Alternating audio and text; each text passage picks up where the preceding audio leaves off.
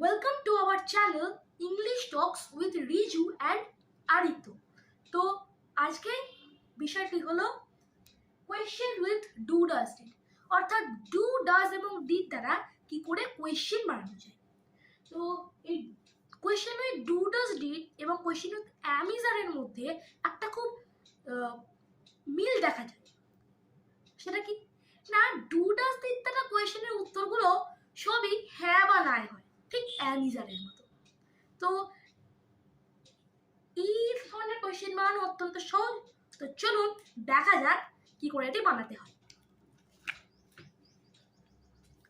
তো do does did দ্বারা question বানানোর জন্য এর ফরমেশনটা আমাদের জানতে হবে।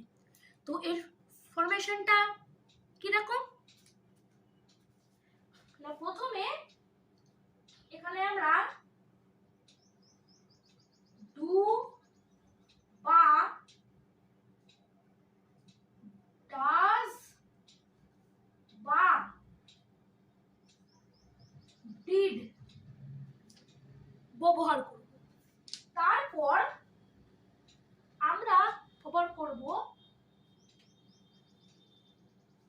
সাবজেক্ট,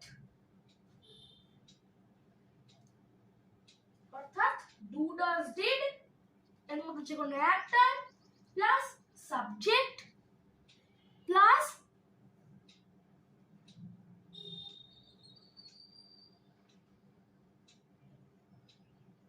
ভার্ব বা ক্রিয়া।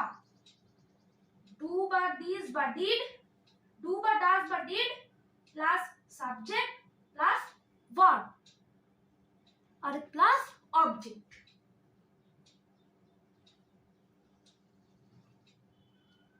এইটা হচ্ছে আমার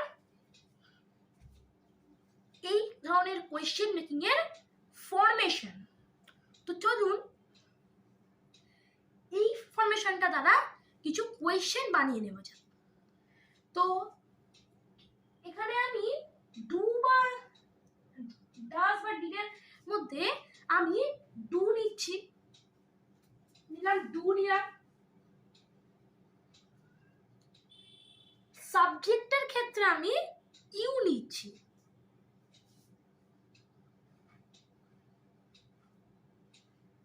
ভার্বের ক্ষেত্রে আমি প্লে নিচ্ছি, প্লে মানে খেলা।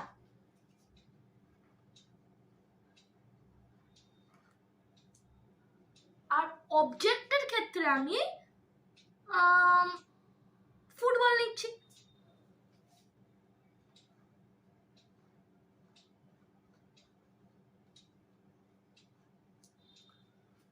আর শেষে অবশ্যই একটা কোয়েশ্চেন।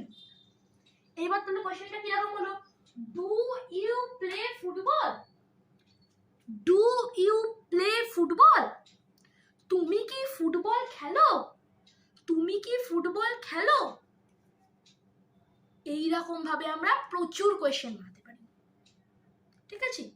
তো দেখাই গেল যে এটা কতটা সহজ। তো এইভাবেই আমরা এই কয়েকটা কোয়েশ্চেনের ট্রান্সলেট ইনটু ইংলিশ করে নিতে পারি।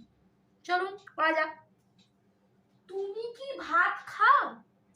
তুমি কি ভাত খাও? কি হবে?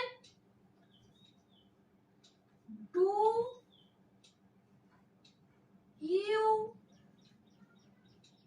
ইট রাইস? তুমি কি ভাত খাও? Do you eat rice? Do you eat rice? আচ্ছা, তারপর তুমি কি স্কুলে যাও? তুমি কি স্কুলে যাও? তো স্কুলে যাও ইংরেজি কি? গো টু স্কুল। আর লেখা যাক do you go to school? তুমি কি স্কুলে যাও? Do you go to school? Do you go to school? তুমি কি পড়াশোনা করো? তুমি কি পড়াশোনা করো? হ্যাঁ করি। তাহলে আমরা এর ইংলিশে কেন করে লিখবো? তুমি কি পড়াশোনা করো? পড়াশোনা করা ইংরাজি কি? স্টাডি, সবাই জানি স্টাডি। তো